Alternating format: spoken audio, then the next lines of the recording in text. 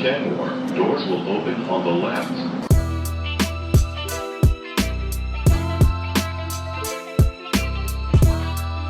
How's it going, everyone? Welcome to episode 30 of Entering Kenmore. I am David Azer alongside Zach Coe. Zach, a little bit of an underwhelming road trip out west for the Red Sox. They ended up going 2-4, admittedly against playoff caliber teams, but you definitely wanted to see a bit more out there. So how are we feeling? Where are we at with this team?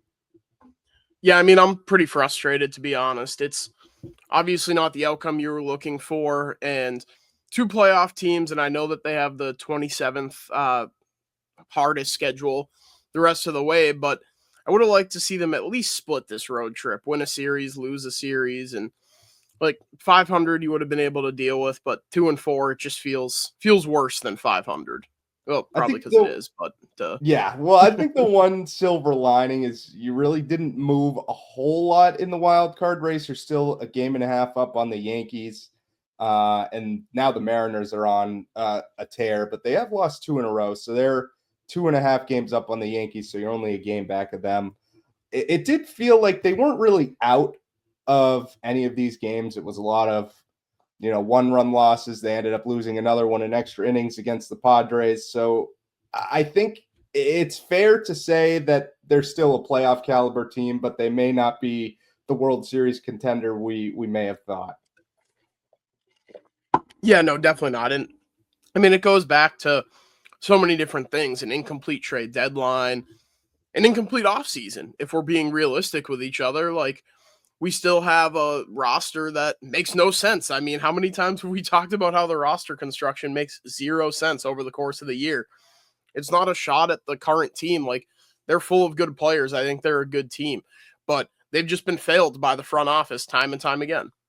That's really been the story of the last couple of years too, I would argue. The whole outfield logjam conversation we've had all offseason, it's still pretty prominent right now, where you're having Masataka Yoshida go in there, and he was a little better throughout this road trip, but even still, like, that's not the type of production you want from your DH. And then when you see them rotate in Jarren Duran at DH, it just seems like a much more complete lineup. So, I mean, we've both been beating the drum that Yoshida's been the odd man out in this lineup. They were perfectly content with not playing him and sort of phantom ILing him while Devers was here. Then once they moved him, they were like, oh, he's miraculously recovered, and now he's back smacking balls into the ground pretty much every AB. So it's getting tough to watch with him specifically at this point, but also just an inconsistent lineup overall. I mean, they were beating that drum all offseason that they don't want Masataka Yoshida. They tried like hell to trade him. They had a deal that they should have done with Masataka Yoshida in it, and we'll get into that. They wanted to keep David Hamilton, and that's why they didn't make that deal. They were more willing to trade Tristan Casas this offseason than they were David Hamilton, which is a problem in and of itself. But yeah, it's just, say what you will about Masataka Yoshida, and Carabas said this, and I couldn't agree more with it. I can't wait to root for Masataka Yoshida on somebody else's team, because I'm so sick of watching him on this team. His aura is incredible. The form running the bases is awesome. He, by all accounts, seems like a great guy that everybody loves. He's just not a fit for this roster, even a little bit.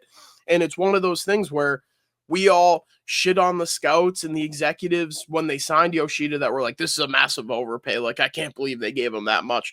He's a poor defensive player. He's not as good of a hitter as they say. Those people were right. Like, I think we can comfortably say that at this point. Those people that said Masataka Yoshida was a massive overpay for this team were 100% correct. It was a little bit of a head scratcher when they made that deal, and now you're just seeing that he really has no spot here anymore. That's the toughest part, is if you weren't going to move one of your other outfielders, and throughout the trade deadline, there were rumors floating around that Duran was pretty likely to move. Obviously, that didn't happen, and now you're left with this lineup that you really just don't have a spot for anyone, and you're forced to put your Gold Glove center fielder at second base, who he's okay, but I would feel much more comfortable if he was roaming center field every day and not having to figure out multiple positions at once. Like, it's the same kind of deal with Christian Campbell, I feel like. Yeah, and not to mention you had to trade your best player. Yeah.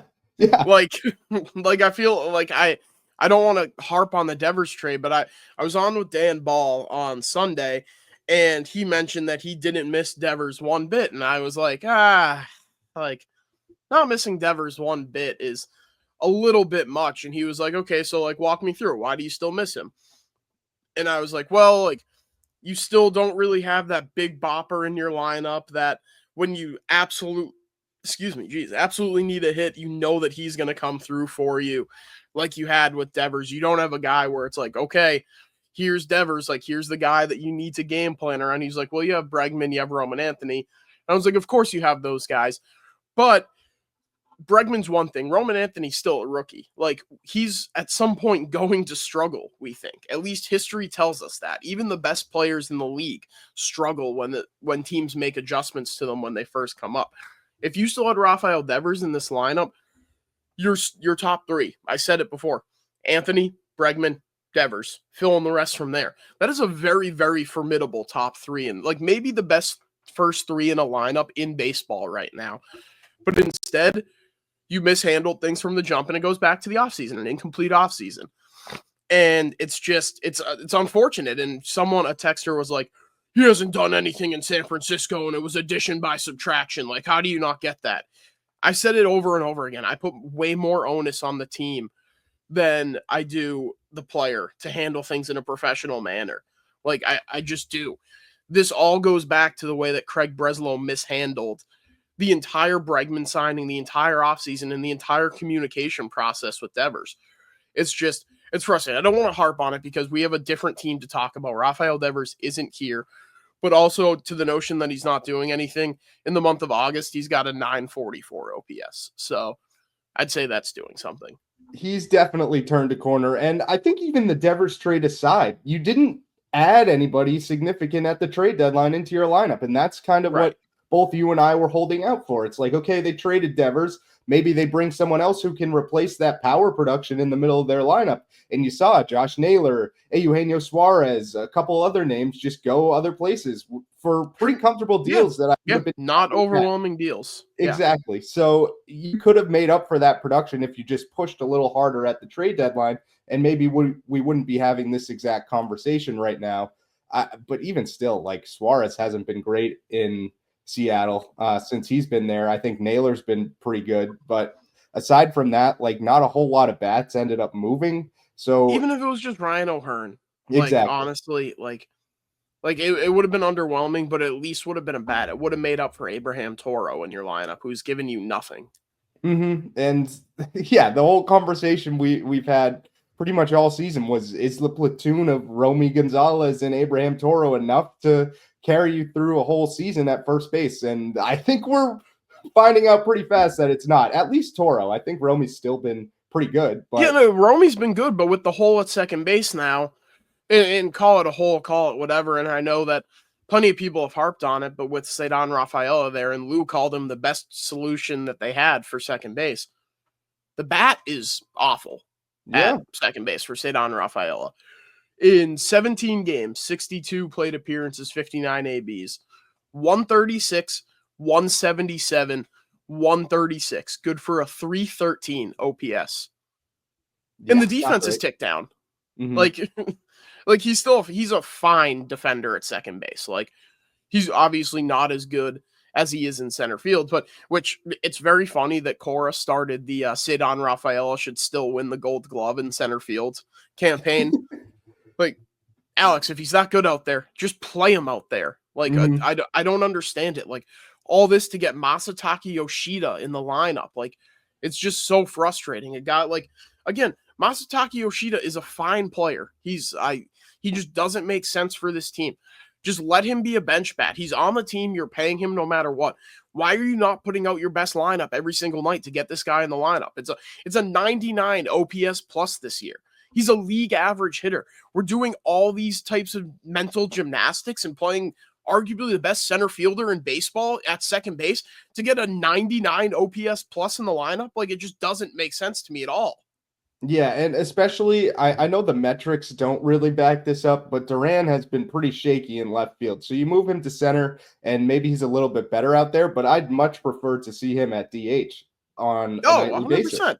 So like your solution is right in front of you. It just doesn't seem like they'll do it maybe one night out of the week, and then Yoshida's right back in there for a majority of the games. It's just I don't understand what's stopping them. Like you see this, and I don't want to say the season's slipping away here, but you're definitely falling back down to earth after a couple long winning streaks. It's like something needs to give here, and they just don't seem to want to change that part of their lineup. I don't get it.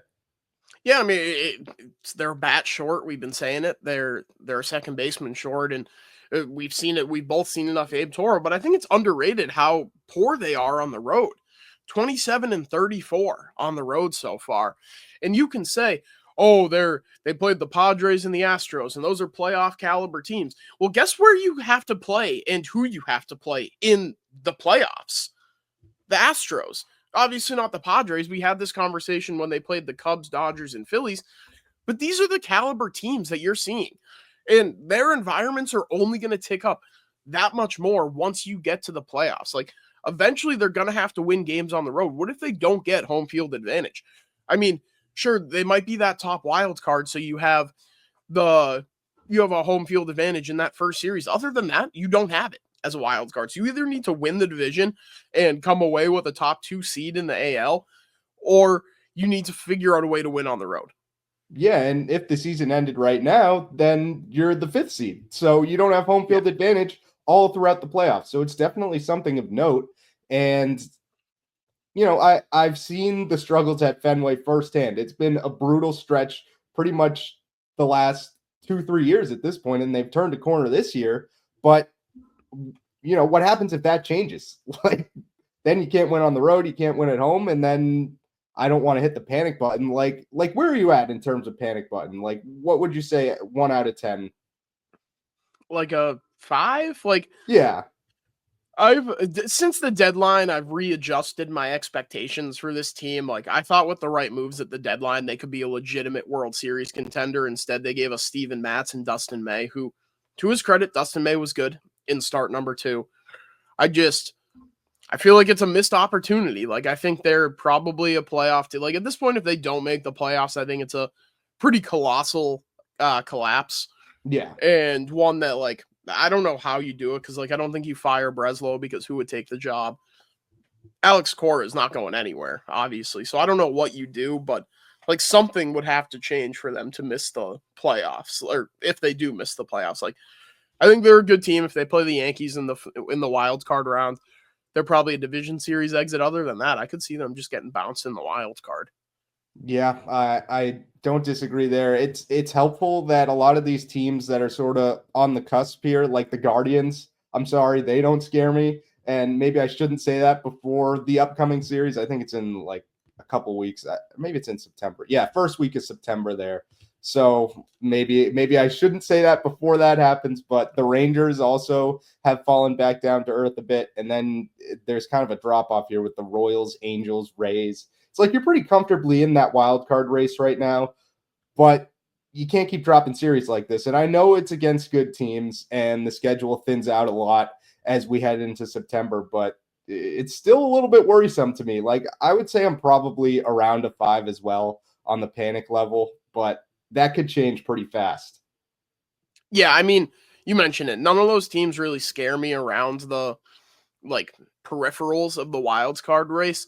So that's why I still think you're a playoff team, but it's just like once you play those good teams, like, you haven't shown the ability to win on the road against those good teams. So you can take care of business at Fenway, but once you hit the road, like, what's it matter? And that remains true. Like, I'm not discounting the fact that they could get hot and win the division. The schedule's terrible the rest of the way. The only playoff team you play until I think it's the end of September is the Yankees. Yeah. So, like, they should make the playoffs and they could win the division. Like, I'm not ruling that out. It worries me that if they do win the division, I still am not, like, crazy confident in them going super far and making a super deep run, unless they just get, like, scorching hot again, like we saw in middle of July, the 10-game winning streak. So, yeah, I don't know. It's a weird place to be in, honestly. It kind of reminds me of the 2016, 2017 teams where you got into the playoffs, but you didn't feel like you were really capable of making a deep run. And obviously, you got I think you got beat by the Astros in 17, and then the Guardians the year Guardians before. in 16, yeah. Yeah, Or was and it? then might be flip flopped. I don't know. My No, I memory's a think little we're right fuzzy there. because the Ortiz's last game was 16, and that was the Mhm. Guardians, I believe. Yeah. Or, So yeah.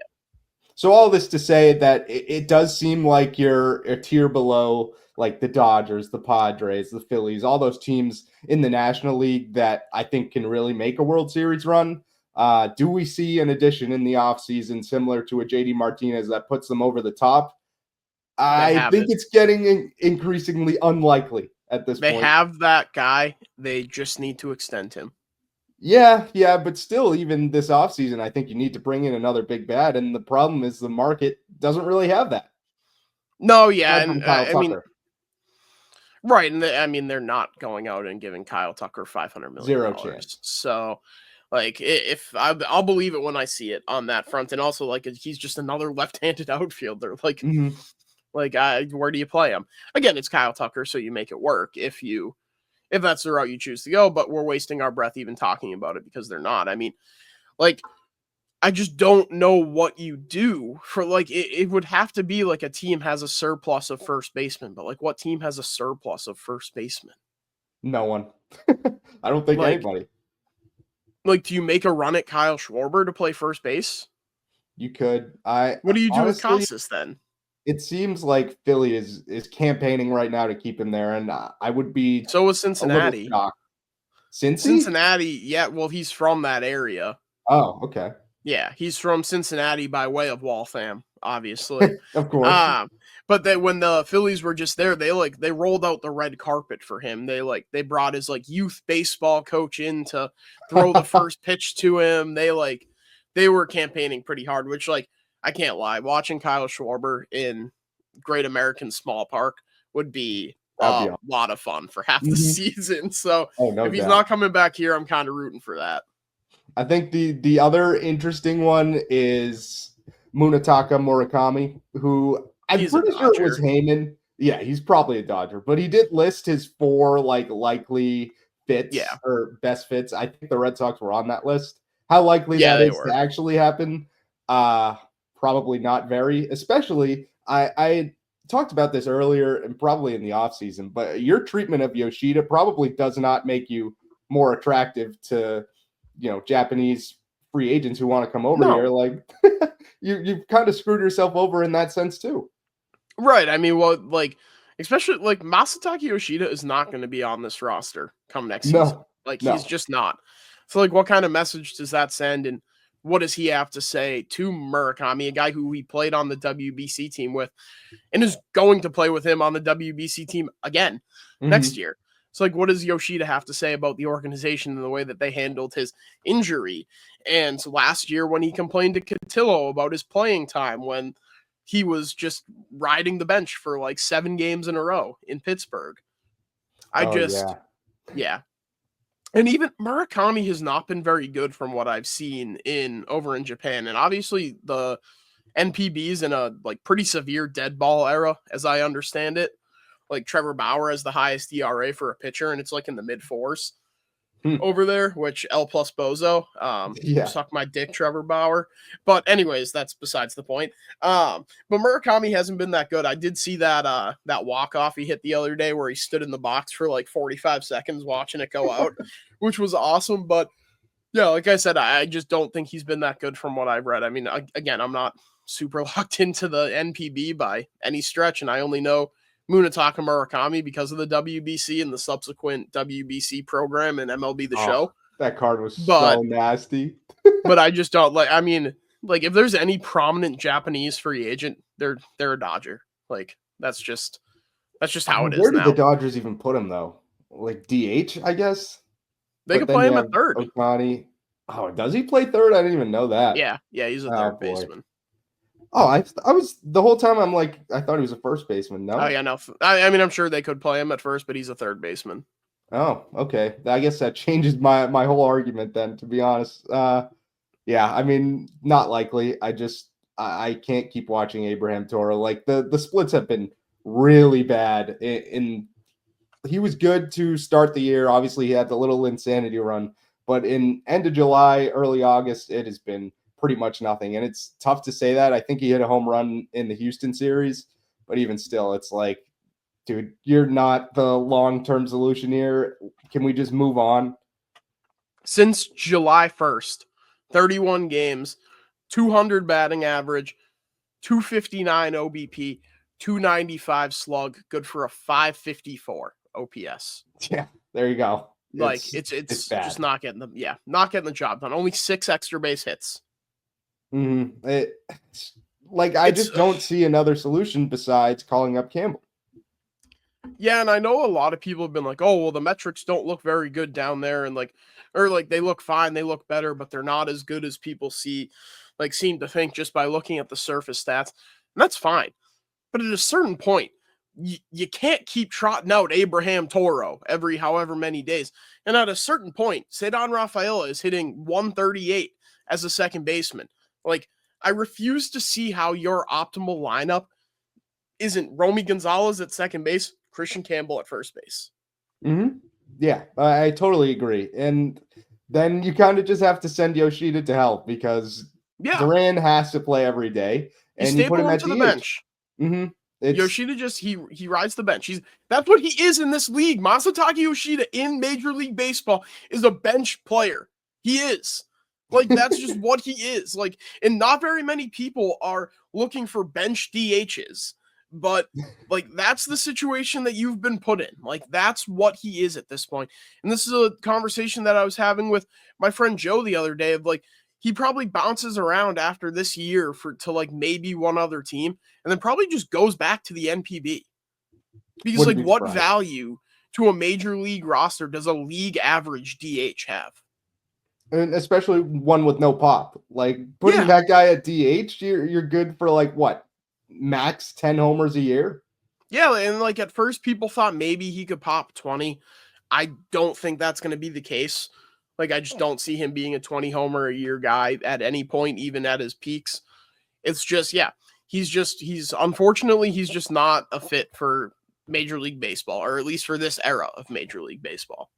No, I agree. And I think the other thing is the walk rate is significantly lower than it has been in years past. So he's not even getting on base at a super high clip. So even if he's hitting the ball directly into the ground, maybe he used to take his walks more often. Now it's like, okay, well, that's basically it. He's good for a ground out and maybe a sac fly a game. Yeah, I mean, this year it's a 309 OBP, down from 349 last year and 338 the year before. I mean, you said it. It's just he's just not getting the job done. Yeah, and I mean, nice guy. Like we said, I'm sure he's a really nice guy. Every Red Sox social media clip we've seen of him, it seems like a lot of people gravitate towards him, but it's like, everybody loves him. It's you're not helping us win games, man. No. I'm sorry. That's what it comes down to. The other interesting thing, I think the other key takeaway from this West Coast trip was Crochet had his worst start of the year pretty comfortably. Was that the first game against Houston? Yeah. So yeah, Monday. Yeah, and I don't know. A lot of people were kind of hitting the panic button. I'm a little bit more like, let's wait and see. But the line was 4 innings, 7 hits, 5 earned, 1 walk, 5 Ks. Only got through, like I said, 4 innings at 86 pitches. And then the game kind of got blown open by Jordan Hicks, of course. But how are we feeling on Crochet? Yeah, I'm not worried. I mean, like, Nathan Eovaldi had his worst start of the year the same night. Like, Aces, like, Scooball didn't have a great game yesterday. Yeah. Like, it's a good lineup that hammers lefties. I'm not anywhere near panicked about Garrett Crochet. The people, honestly, I think the people that are dumb. Yeah, totally agree. It's a little bit more unfortunate that you need Garrett Crochet to be on every 5th day because you didn't address your starting rotation very much at all at the trade deadline. Like, you're left with Walker Buehler and Dustin May at the back end of your rotation. And even in front of him, Lucas Giolito and Ryan Bayo have sort of come back down to earth a bit there too. So the production that you thought you were getting from Giolito and Bayo has sort of lessened in the last couple weeks. And now if Crochet is not up to form as we once thought he could be for an entirety of a season, then it does get a little bit more shaky as you. And I know your schedule gets lighter, but even still, like if these starters can't keep giving you what they were giving you when you were finding success, then it could get tough. Yeah, I mean, they so many times this year they have put Garrett Crochet in a situation where he has to be the stopper. Right. And they did that to a certain extent. Like, I won't say he had to be the stopper on Monday in Houston, but when you look at the next two matchups, you have Walker Buehler and Dustin May in those two games. And then you're like, okay, well, shit, like, this is a series loss. We just need to make sure we don't get swept and win the season series. Because to me in Houston, that was the biggest thing. Like, I think the Mariners are going to end up winning that division. So it's just about getting the season tiebreaker with the Astros, which they did. And you look at that and you say, all right, it's Crochet. That's the one we have to win. Ultimately, he has his worst start of the season, which it seemed like it was just more of a poor game plan than anything else. He was talking about it post game, and he changed the way he attacked the hitters. I can't remember if it was he went more spin heavy the first time through, whereas normally he goes more cutter fastball heavy the first time through, and it just didn't work. Like it's a good, like I said, it's a good lineup, one of the best in baseball against left-handed pitching. So it was a good lineup and a bad plan. It was the perfect solution. Like I said, I think the people that are pressing the panic button on Garrett Crochet are dumb. Totally agree. And I just think we kind of have to be okay with that because this is the most workload he's ever had in his major league career. So there's going to be growing pains. And I think we just need to recognize that. And he's still a Cy Young contender. Like if the season ended today, I think he might win it, especially after Skubal's two bad starts. Like my dad has been keeping an eye on this pretty closely because he has a couple pretty sizable bets riding on these in terms of payout, not in terms of like what he actually put in. But yeah, if Crochet does end up winning, then drinks are on my dad for a while. Perfect. I love it. I also have a couple. I have a Cy Young ticket, and I have him to lead the league in strikeouts. Yeah, both of which are pretty feasible. Yeah. I'm less confident in the Cy Young one, but I think we're in good shape on the strikeouts. But yeah, I mean, every ace has bad starts. Right. It's just it's a fact of the sport. Like usually, it's 1 in every 5 start is a dud. We've had 1 in every 20 starts has been a dud for Crochet. Yeah, like he's thrown 2 duds all year. Like it's hard to be like, oh, let's press the panic button. Like it's such a Felger and Maz take to watch one bad Garrett Crochet start and be like, oh my god, this guy sucks. Like literally, it's literally that. Like, oh, he had 1 bad start. This guy sucks, Mike. Like, what are we doing? Like, come on. Like, give me a fucking break. Like, let's use our brains for a minute. Let's act like we've watched baseball before. Like, Garrett Crochet is a top 3 pitcher in the sport. And obviously, just being a starting pitcher, it gives people more time to overreact to this because you don't see him for another 5 days. And his next matchup is against the Marlins, and I feel pretty comfortable saying that it'll be a get-right start. I know the Marlins have swept the Yankees and have been playing pretty good ball the past pretty much like half of the season so far. Yeah, but month or so, they still don't move me. I'm not going to lie. No, I mean, they're an up-and-coming team. Their pitching staff is fine. But their offense is led by like a bunch of guys that just get hot when they get hot. Like Jacob Marcy is hot right now. Like Kyle Stowers is having a good year. But like other than that, like how many other guys on the Marlins can you even name? Agustin Ramirez, Xavier Edwards, Otto Lopez. Is that a guy? Otto Lopez is a guy. I don't know if he's still. Yeah, I mean that's about the extent of my Marlins knowledge. Can't say I've done a deep dive on this team. They're also 3-7 in their last 10, so I guess they aren't as good as I thought. It should be a sweep. Like it really should. Yeah, I mean, did you have anything else you wanted to touch on, or we could just preview this? I don't think so. The roster doesn't make any sense. I've seen enough of Abraham Toro. Stop playing Ceddanne Rafaela at second. Oh, Dustin May looked good. Yes, he did. Yeah, we should give him his flowers. Like, it was a brutal watch against the Royals, but he really did show out in this start. He's still a brutal watch. Like, him being a brutal watch had nothing to do with the fact that he sucked in that first start and everything to do with the fact that he takes fucking 10 years to throw the baseball in between pitches. Like, That's what it is for Dustin May. We saw him again go pretty cutter heavy in this one. And I'm trying to find the Savant to get the numbers on it. Am I stupid? 8-12, right? 8-12. That's when they played, right? I am stupid. Why, The arrows are there 8-13? for a reason. No, it was 8-12. I just wasn't clicking far enough over to get to that game. Yeah. So a lot of cutters again, or actually no, I'm a big fat liar. He went only 18 cutters in this one. 34 sweepers, 22 sinkers. Trying to find the whiff numbers now. If you had any knowledge of the planning of this podcast, you know I'm having a banner day here so far, and it's only noon. So, 6 whiffs on the sweeper, 3 on the sinker, 2 on the 4-seam, 1 on the cut. It was just really effective. Like whenever he needed to make a pitch, he was able to make one, and the velocity was up and consistent for a large portion of the game.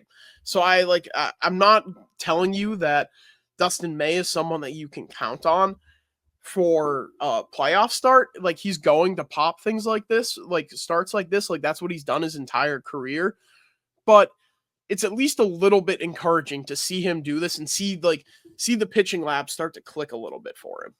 Yeah, especially because they kind of changed his whole arsenal. So to see that kind of come to fruition in his second start, and like you said, against a good team, I think is encouraging. It's just, can you do this on a consistent basis? Because we kind of need you to, especially with Walker Buehler being so inconsistent. And I mean, this is as good a time as any to say I'm pretty much out on Walker Buehler. Like, I just don't Kyle understand. Harrison. Yeah, you got Kyle Harrison, you got Richard Fitz down there, even Peyton Tolley, all of which I would rather see in that fifth starter spot than Walker Buehler at this point. Like, it's just, you're losing games for the team at this point. And what do you have, like 40-something games left? Like, I just don't want to see 8 more starts of Walker Buehler when this playoff race is kind of reaching a turning point here. Yeah, Kyle Harrison in his last 2 starts, 10 innings pitched, 15 strikeouts, 3 hits, no runs. Still 7 walks, so not ideal. But Walker Buehler's walking the house too. So like what's it like at that point? Like, just show me the guy that's going to be here moving forward. Like at a certain point, we need to see something out of the Rafael Devers trade that's not Jordan Hicks. Please. Yeah. Less Jordan Hicks is always good. And I think we mentioned maybe an episode or 2 ago that Jordan Hicks was only here for next year. He's actually here for 2 more years. Yeah, 2 more. So that's awesome. 2 more years on Jordan Hicks at $12.5 million. Sucks. This guy sucks. Like, everything about this guy sucks. And I said it on the last episode, but if Rafael Devers was such a cancer in the clubhouse that it was just the good vibes immediately turn things around for this team, then Jordan Hicks should firmly fall into that category too. And it only got more exacerbated with his comments to Tim Healy in the Globe on his pitch selection, where he said, quote, "If I'm going to be giving up these kinds of runs out of the bullpen, I should really be throwing the pitch I want to throw. It's something I had to realize. That's probably my mindset moving forward." Yeah, fucking Carlos Narvaez calling that middle sweeper. That's his fault. Hey, Jordan, throw the home run pitch. Throw the home run pitch. That's what Connor Wong's saying there behind the plate. Like this guy, I have seen so much enough of him. And like I said, I would have rather them just said, we'll eat the $25 million on Devers' contract to not keep this guy. But they like him. They liked Jordan Hicks. They pursued him as a free agent. They wanted him to be a starter. They sought him out in this deal. The Giants said, will you take the Hicks deal if we're taking on all the Devers deal? And they were like, well, we take the Hicks deal, buddy. We'll give you more for him. I thought you'd never ask. It's astonishing to me that this is a guy that they went out and got. And that's not to mention the shit that we've heard about him from behind the scenes. Like, not only is that stuff not great at all, but also now, like, he's in the media complaining about the catchers and the pitch selection that they're throwing. Buddy, you fucking suck. Like, it's not them going, hey, sweeper, middle, like throw the home run pitch. Like, you're bad. You're the one that's not executing. If you executed any of these pitches, guess what wouldn't happen? They wouldn't be taking 475 gazillion feet over the wall. Like, yeah. the pitch selection. Yeah, it was the pitch selection, not the way that you just can't execute anything and have no feel for the strike zone and have no idea where the ball is going on any given moment. No, I'm pretty sure Carlos Narvaez is telling him to hit people directly in the ass. Yeah. On a Hey, throw consistent 4 basis. wild pitches in a row. Oh man, it's like, what do you do with him after this year? Like, is this just a DFA and you eat No, the they're gonna keep 20 him. something? They're gonna keep him. And I heard Coley say it on 2 episodes of the 10. They're gonna stretch him out. They're gonna try to make him a starter. Oh boy, yeah, that's the day that I just lose my mind. Oh my god, Something bad's gonna happen if they do that. That's all I'll say. Yeah. That's all I'll say. Something bad is going to happen if they make Jordan Hicks start. I think we'll leave it there for now and preview the Marlins series here. So this is a weekend series. Game 1 is later tonight, 7:10, and that is Lucas Giolito versus Sandy Alcantara. Yeah, obviously Sandy's a guy that they were hot on the tails of at the deadline, so much so that they spent the entire last hour of the deadline going after him and Joe Ryan and nobody else. Pretty much no BVP history here except for Trevor Story, who is hitting 375 in 8 ABs.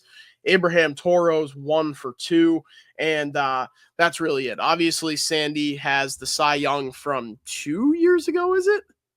2023, I'm pretty sure. So 2 years ago, Tommy John last year hasn't quite returned to form. Since that Tommy John, he had a stretch of a couple good starts, but since then it's been back to bad. He had not a couple good starts. He had 2 good starts, 7 innings, 4 hits, no earned against the Padres, and then 5 innings, 3 hits, no runs against the Cardinals, and then after that, which was after the deadline, against the Astros, 9 hits, 6 earned over 7. And then against the Braves, 5 innings, 7 hits, 5 earned. Walks have been a problem for him big time this year. So obviously not ideal with a team like the Red Sox that isn't the most patient squad in the world. Obviously not breaking any news in saying that, but it's 2.3 walks per 9 this year, which has honestly always kind of been a problem with him. But just kind of keeping it in check. But the strikeouts are also down, which is something that he hasn't. Also, I can't read it all. It's a 3.5 walks per 9 this year for him. 6.7 strikeouts per 9. Geez, I am having a banner day today. Just simple things like reading are just absolutely putting me in a body bag. 1.1 homer per 9, which isn't the end of the world, but I'd be interested to see how that plays up at a park like Fenway, which was kind of part of the reason why I wasn't super sold on giving up the assets it would take to get him. The 88 earned runs he's giving up this year in 121 innings are already the most he's ever given up in a season in his career. It's just not happening for Sandy this year for whatever reason. And obviously that reason is the Tommy John, and we'll see what he is moving forward. But this is a guy that you really should get to. Yeah, and also just to correct myself, he won the Cy Young in 22. Okay. Which I forgot Blake Snell won it in 23 with the Padres. He just sneakily has multiple. Like, Blake Snell is a guy you're like, oh yeah, like, he's a good pitcher. Like, yeah, Cy Young in both leagues. Something that only a handful of guys have ever done. Yeah, that is pretty crazy. But yeah, I'm not super worried about Sandy either. Like, if this were a couple years earlier, like, yeah, but this year has been absolutely brutal for him. I think the Marlins were asking for way too much for him at the trade deadline. So hopefully you get to him in game 1. But game 2, 4:10 p.m. on Saturday, and that is Brian Bayo versus Cal Quantrill, old friend. Thank God Reese McGuire is no longer with this team. That's what I was going to say, Reese McGuire revenge game. Yeah. But yeah. I fucking hate Cal Quantrill. I've never liked him. Even before the Reese McGuire stuff and then the Red Sox trying to fight him in the parking lot of Coors Field, I've just always thought that Cal Quantrill fucking sucks. I mean, he does. Like, he's a career, 4.20, nice ERA over his career. Yeah, a career 4.20 ERA over his career. Good speaking, Zach. This year it's been more of the same for him. It's a 5.09 in 106 innings pitched. Last year, though, I'm pretty sure he was really good against the Red Sox in that start. I think so too. In Colorado. Yeah, he just absolutely diced them up. BVP wise, Williers 1 for 3, Alex Bregman's 0 for 8. Jaron Duran is 1 for 13. Anything else notable on here? Trevor Story 357 in 14 ABs. Not doing the math out to figure out what that is. But yeah, like I said, Cal Quantrill he's a bad pitcher on a bad team. I can take a look under the hood here quickly, although I'll tell you I'm not really expecting much. Yep, not much. Not striking anyone out, not throwing the ball hard, not missing any bats. When the ball does get hit, it gets hit very hard against him and in the air. So this is a guy who should struggle again pitching at Fenway Park. 1.4 homer 9 this year for the Marlins. So the Zach lock of the podcast, Cal Quantrill over. I assume it's going to be 2.5 earned runs, but if it's 3.5, I like that one as well. Zach's lock of the podcast, Cal Quantrill over earned runs allowed. I like that. And then game 3, the finale, will be Sunday at 1:35. That is Garrett Crochet versus Jansen Junk. Yeah, I mean, all eyes are going to be on Garrett Crochet in this start. And honestly, I don't necessarily think it's for good reason because, like I said, I'm not concerned about Garrett Crochet at all. But the narrative is going to be he needs a bounce-back start against a bad team. And I have all the faith in the world that he can carve through a lineup of, like we said, Xavier Edwards, Kyle Stowers, and Stowers has been good, but Otto Lopez, Graham Pauley, Agustin Ramirez, Javier Sanoja, these are guys that you only know because they have Tops Now cards in MLB The Show because they did exactly what I was one thinking. good game. That's like aside from the Agustin Ramirez, Kyle Stowers of the world. Yeah. On the other side, Jansen Junk, he is in his first full season, came into this season with just 15 1/3 innings pitched. This year, it's 75 1/3 of a 4.06 ERA. He's 6-2 on the season.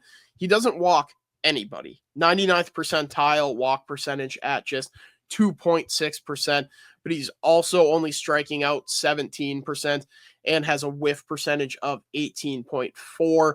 The chase percentage is pretty high on him, so he's good at creating swing and miss out of the strike zone. But when the ball gets hit, it gets hit hard. First percentile average exit velo, 8th percentile hard hit rate. Another guy where the ball gets hit in the air a decent bit. So far, it hasn't turned into home runs yet. It's a 0.6 homer per 9, but we'll see how that kind of plays at Fenway. It's just a 1 walk per 9 innings. It's a guy that not everyone's super familiar with. I wasn't super familiar with him coming into this season. Actually, not super familiar. I had no idea who Jansen Junk was coming into this season. I'll take it even a step further than that. But he's been solid for them, a 299 FIP because of that low homer per 9. So we'll see what he does. But obviously with Crochet on the other side, as long as you can at least get to Jansen Junk, and even if you don't get to him once you get to the bullpen, you should still be in a really good position to win this game. And if you don't, dear God. That's where I'm at too. In terms of predictions, I'm gonna will into existence a sweep here. Yeah, I got a sweep. You kind of need it. It's not a must sweep series, but that would get you right back on track, I would say. Yeah. And then you head into 2 games with the Orioles. Admittedly, we listed the starters for the Red Sox, so the starters against the Orioles will be Walker Buehler and Dustin May. It's a little tough for a 2-game series, but they face Big Soog though, right? Yeah. Allegedly in game 2 of that series, it's Buehler versus Big Soog. Over. Second Zach lock of the podcast, over in Walker Buehler versus Big Soog. Love it. I'm going to that game. So that'll be interesting, but I might have to hammer the over on that just so I can watch it. Final thought. I don't. Mhm. Sorry, not to jump ahead of you there. Oh, you're If you had good. anything else on the Orioles. Final thought. According to Sean McAdam, I don't know if you saw the Brewers alumni home run derby where Prince Fielder was just hitting fucking tanks. Oh yeah. Apparently, the Red Sox are enamored with that idea, again, per Sean McAdam, and have at least been kicking around the tires of doing an alumni home run derby. And if we got they could just have Poppy and Manny take turns hitting home Yeah. runs. I don't need anybody else. Just give me Poppy and Manny and let them put on a show. Oh, That would would be a lot of awesome. fun. We'll see when that if that actually comes to fruition, but that would be sick. Yeah, I mean, imagine they bring out just some random people, like Doug Mirabelli comes back or someone random. Like That would Johnny be Gomes has electric. been doing that, like MLB Yeah. X home run derby or whatever. So I assume he would participate. And then I'm sure you would get guys that you don't necessarily peg as like home run hitters to come Mhm. back just as oh, here's Dustin Pedroia. Dude, get Trot Nixon in there. I like it. Yeah, it was like the Brewers had like Prince Fielder, was Corey Hart there. Like I forget. Yeah, like I forget the Keon list that they had. Broxton, right? Yeah. Yep. So Yeah. yeah, Let me that see if is I can find the. an Let me see if interesting I can list of find the names there. list. Trying to Let's think see. now, like who would I want to see? JD Martinez, he should come back. Yeah, that's one. Let me see if I can quickly find who the Brewers brought back for theirs. What the hell? They had why can I only see that they had 10 batters return? Yeah, I can't find it. But Prince Fielder was one for sure because I saw a video of him hitting the fucking tank. Oh, good for him too. I mean, I know he had an abrupt ending to his career, so it's good to see him just back out there in any sense. Yeah. Yeah, but that'd be fun. I'd love to see the Red Sox do something like that. Yeah, maybe for next episode we put together like a wish list of people we'd most want to see. That might be fun. Yeah, I like that. I'm in. Look forward to that next episode. Hell yeah, that's called a tease in the radio business. In the biz. But yeah, I think that'll about do it for this episode. So as always, thanks so much for listening, and we'll check in with you guys again next time. See ya.